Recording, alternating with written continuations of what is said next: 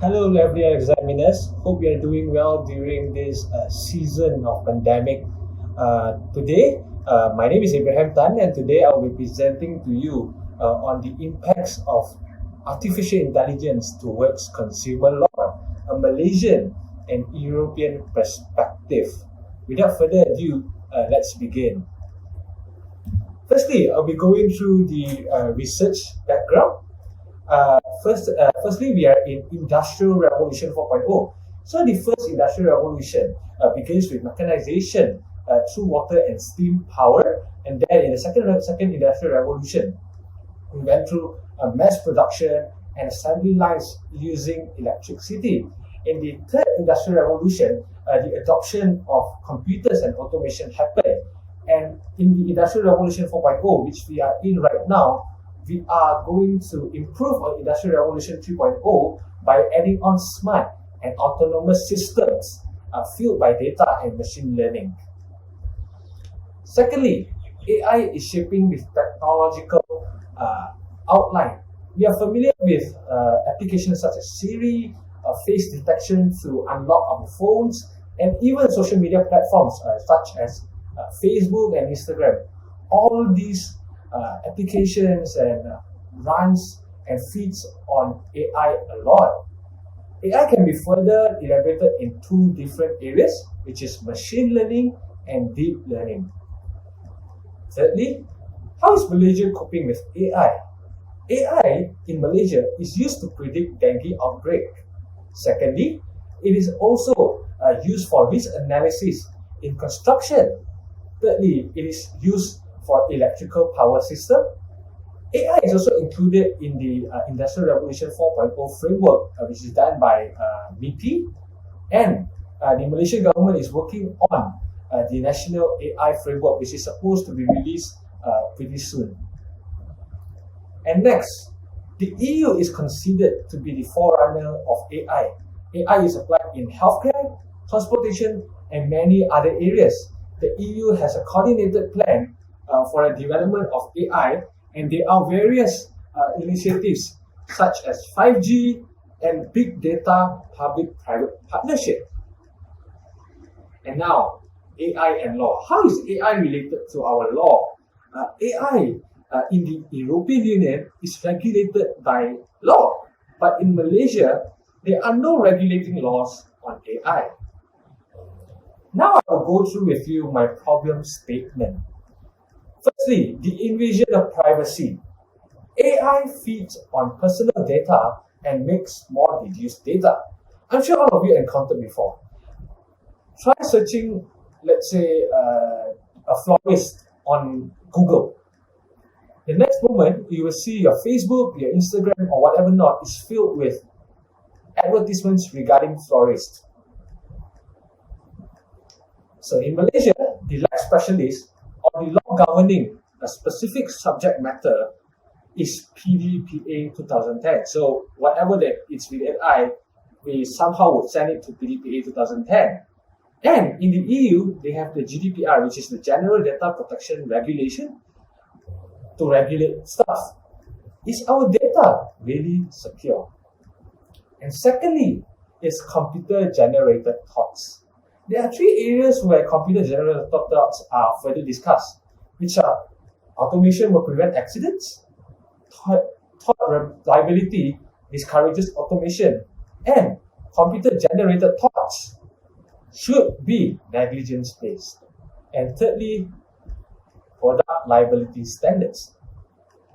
There are scenarios where issues of liability may arise when isolated parties such as manufacturers and a consumer are linked in a direct contractual relationship.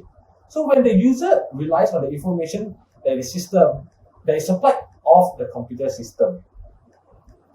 Now I'll be going through with you my research objectives.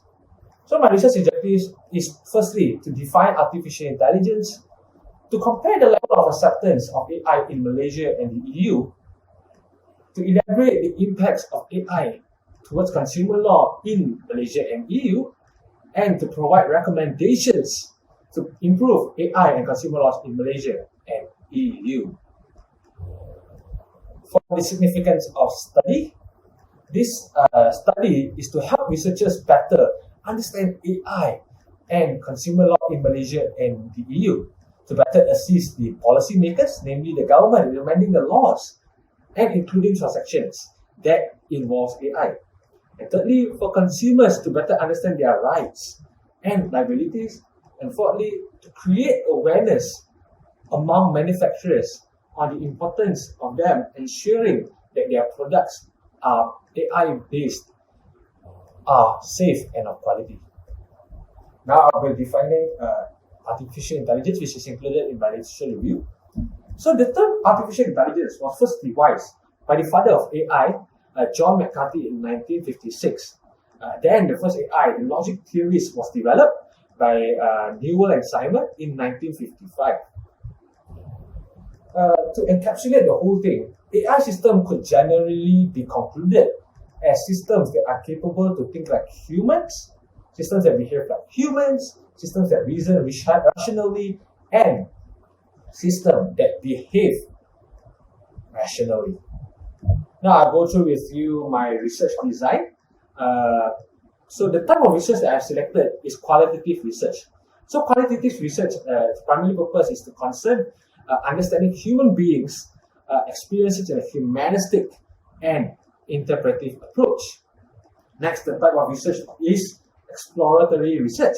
It aims to explore the research queries and isn't intending to provide conclusive and final answers to current problems.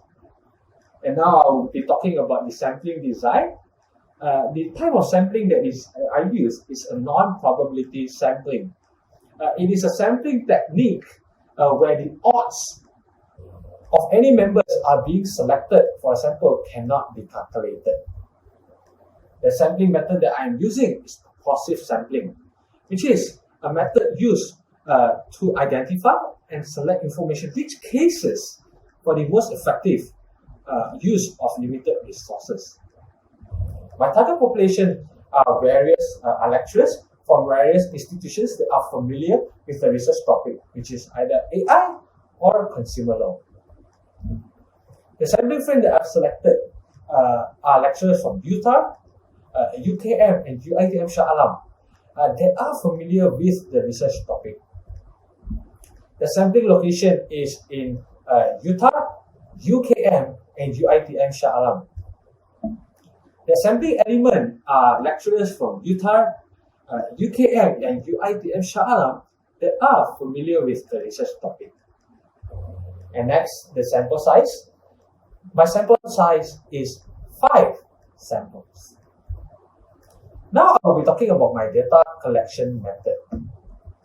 For my primary data, I'll be using a semi-structured face-to-face interview to collect data. And for my secondary data, I'll be referring to journals and books available in the library and on the internet.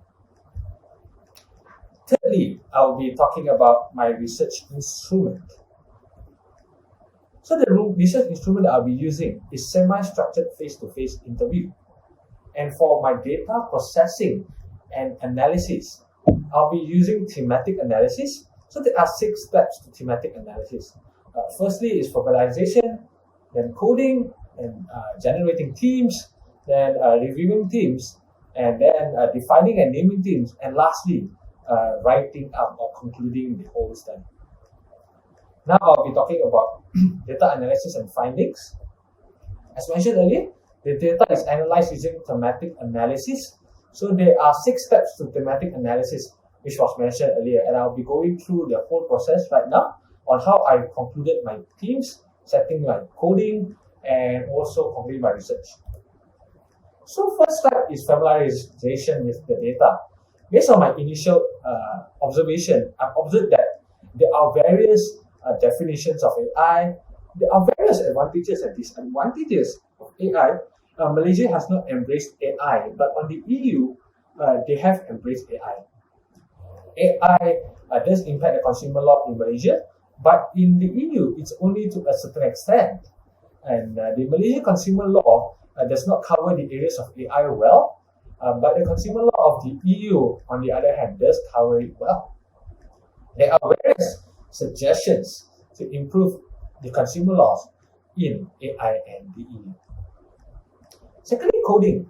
These are the codes produced, which includes a definition of AI, applications of AI, attributes of AI, advantages of AI, areas of advantages of AI, and many more that is elaborated. So there are multiple coding that I have concluded from the interviews, as you can view on the screen right now.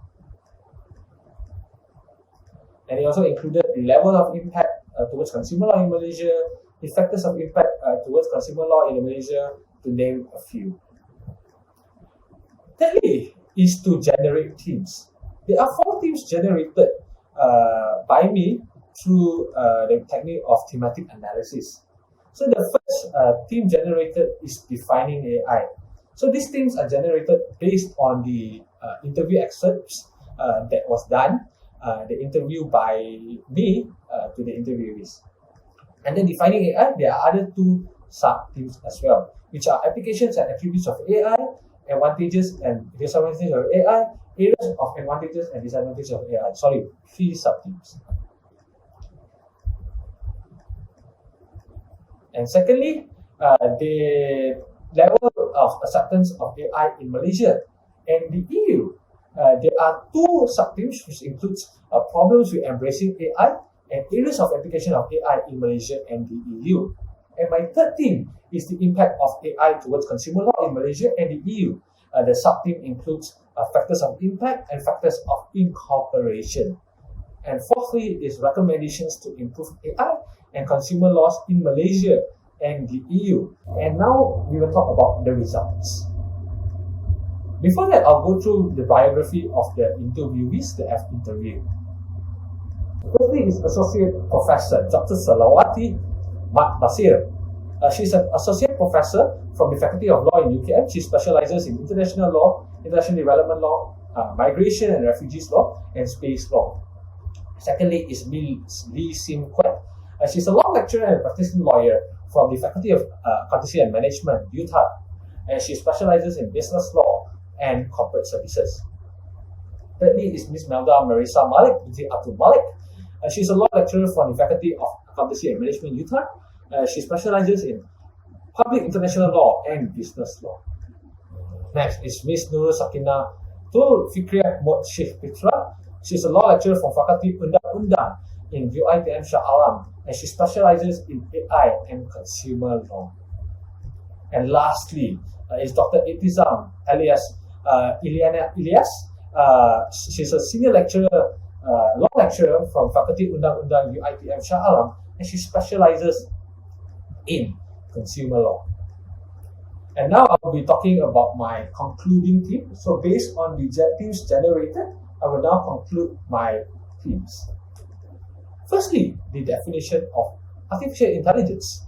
The theme of defining AI with the sub-themes of application and attributes of AI, advantages and disadvantages of AI, and areas of advantages and disadvantages of AI. So for the theme defining AI, to select a few mentioned by the interviewees, Ms. Lee Sim Kwek, she mentioned that AI is the science of making computers do things that require intelligence and done by humans. And for Ms. Norris, she mentioned that there is no universally accepted definition of AI. And secondly, for the sub-theme, the applications and attributes of AI. Ms. Dr. Salawati mentioned that there's 3 perspectives, which is computer science, pure science, and military perspective, in which AI is applied to. And the attributes of AI, explained by Dr. Iliana, is that it is merely artificial. And the other sub-theme, which is advantages and disadvantages of AI. Now I'll go through with you the advantages of AI, mentioned by Ms. Melda. It helps you to be more focused, and it helps you with a lot of queries, and it's quite systematic. And by Ms. Duros, AI is addressing the limitations that human thinking possesses. It's more accurate and it complements the limitations of human thinking. That is on the advantages. On the disadvantages, mentioned by Ms. Lee, it is flawed and biased. It's also discriminatory. And Dr. Ilyana mentioned that the misusing of AI is used for personal gain, which is very dangerous. And the sub-theme, number 2, which is the areas of advantages and disadvantages of AI.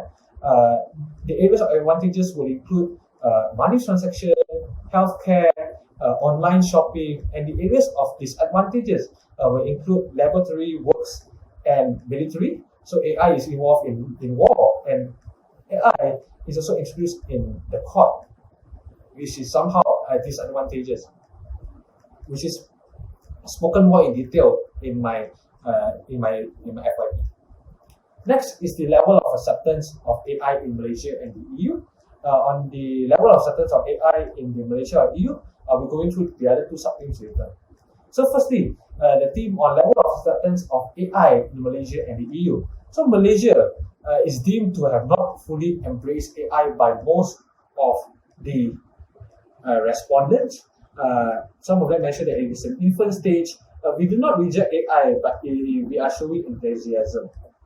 In terms of the level of acceptance of AI in the EU, most of them said they have fully embraced AI, and some of them said it's to a certain extent, which is about 75%. And to the sub-themes of AI 19, the problems with embracing AI. So there are a few problems, such as it conflicts with PDPA, there's no proper advocacy framework, and there is problems in terms of money education or awareness and enforcement.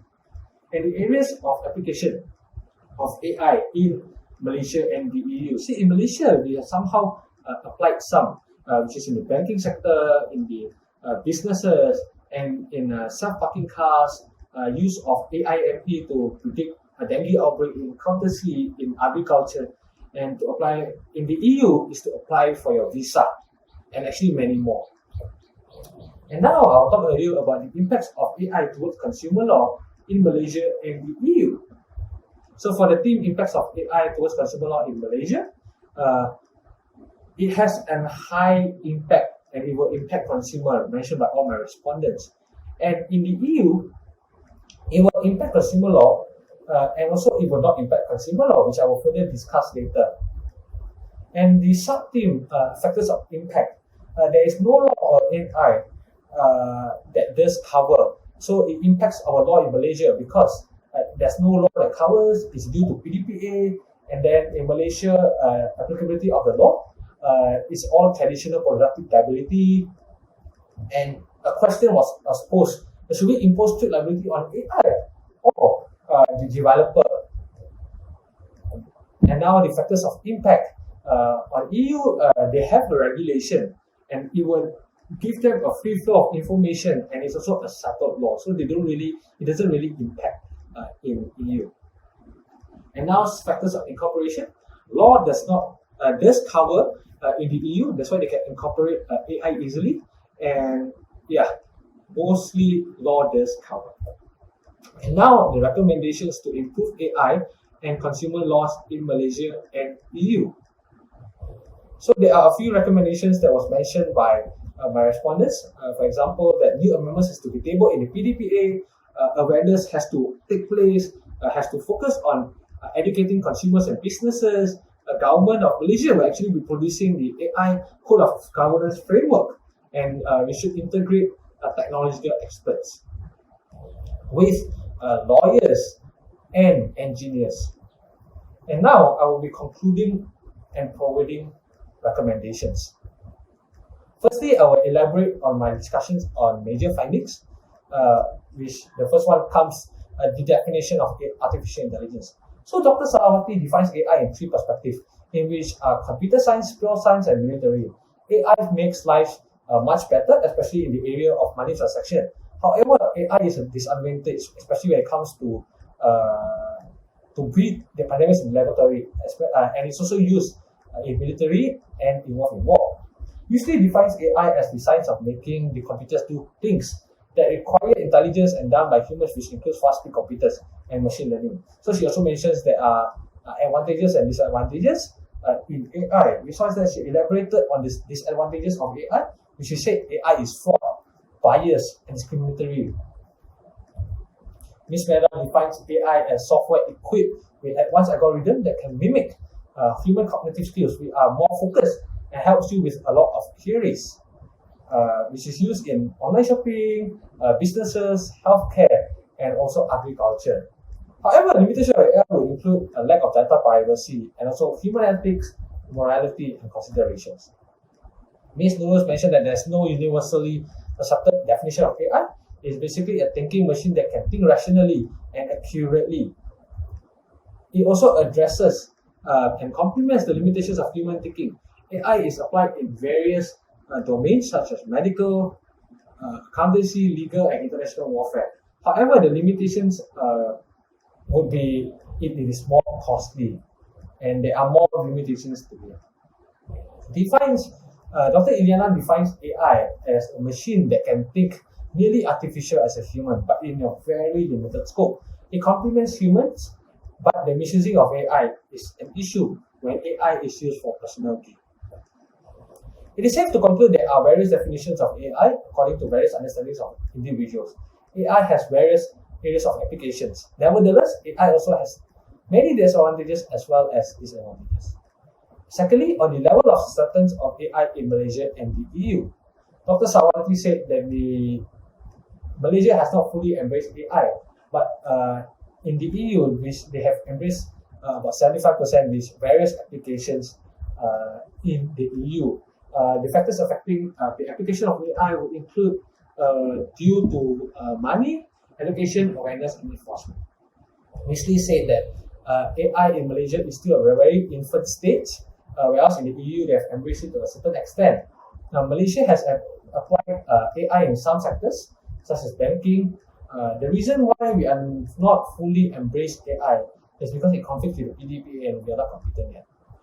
Ms. Mehta mentioned that Malaysia don't reject AI, and businesses and the government is showing enthusiasm. EU, on the other hand, has embraced. Ms. Nurul mentioned that Malaysia has a decent acceptance level of AI, in which we has embraced the low-end side of AI with various applications, and EU has embraced AI and is very comprehensive at it. They are considered the front runner in regulating AI. Dr. Iliana mentioned that Malaysia hasn't fully embraced AI at all because there is no proper and progressive framework. But in the EU, they have embraced AI fully. It is to conclude that the level of acceptance of AI in Malaysia is still very low, and in the EU, its level of acceptance of AI is high. Now I'll talk about the impacts of AI towards consumer law in Malaysia and the EU. Dr. Salawati mentions that consumer law on AI in Malaysia does not cover on AI at all. Hence, it will have a high impact. In the EU, however, it does cover, and because they have a regulation on it, and EU is a big country as well. Ms. Lee said that AI will impact consumer law in Malaysia greatly due to PDPA. However, it will impact in a good way in the EU because it allows a free flow of communication. Ms. Mehta mentioned that it will impact consumer law in Malaysia because the law does not cover, and a lot of research has to be done. But in the EU, the consumer law does cover, and so hence it will not impact so much.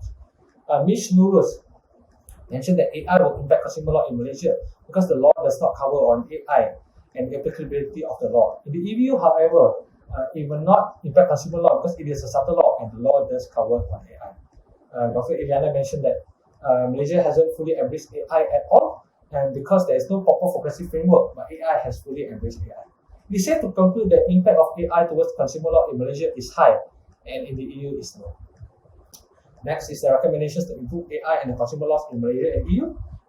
Dr. Sawati said that we should explain to the people about AI. The government the lawmakers should understand about AI, and there should be a unit of AI in the government to create an awareness campaign. EU, however, have their own standards which are very well developed. Ms. Lee said new amendments has to be tabled in our PDPA, and awareness has to be brought into consumers and business world in Malaysia. In the EU, they should improve on what they already have. Ms. Mehta mentioned that Malaysia should focus on business ethics and educate consumers. She also mentioned that EU is doing well and have a framework and a common understanding. Ms. Nurul said that we should wait for the government of Malaysia to release the AI Code of Governance framework, and then we decide. EU, however, is the benchmark for the other countries in the world to follow. And Dr. Ilianas mentioned that Malaysia should integrate technological experts such as engineers with lawyers. In conclusion, there are various recommendations to improve AI and consumer laws in Malaysia and EU. And now I will elaborate further on the recommendations to improve. So firstly, we should have a subtle product liability law on AI, and it has to be tabled. So the issue of potential liability is a concern, and Dr. Iliana also posed the question on whether we should impose strict liability on AI or the developer. And now Malaysia should have a unit for AI in the government sector. We should create this awareness of AI to the lawmakers, consumers, and businesses. And thirdly, United Nations should produce a common understanding on AI.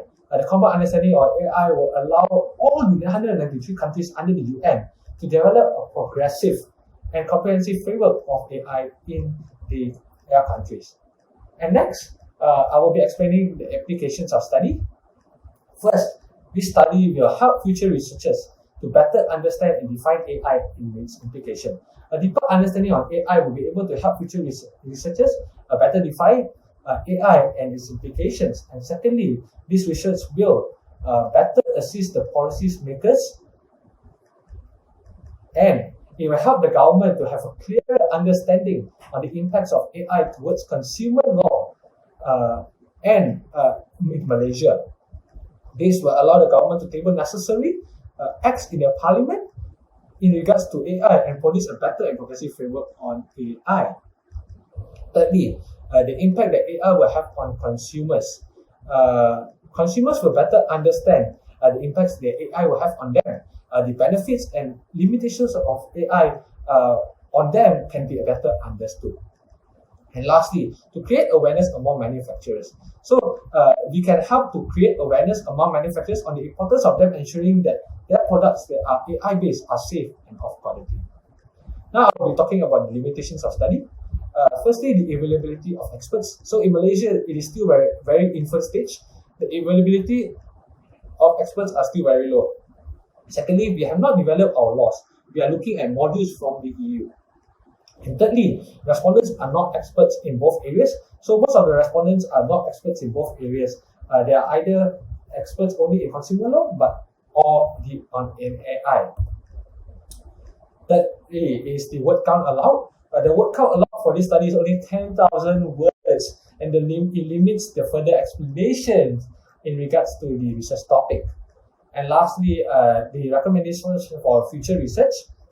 I would recommend that the area studied should include experts from the government. The response will be much more comprehensive and produces a better outcome. And next, the National AI Framework will be released soon. So a further study on the National AI Framework that will be released in the future will allow researchers to have a clearer understanding of AI, particularly in Malaysia. And with that, I would like to conclude my proposal defense. Thank you for listening, and thank you for lending your ears. God bless.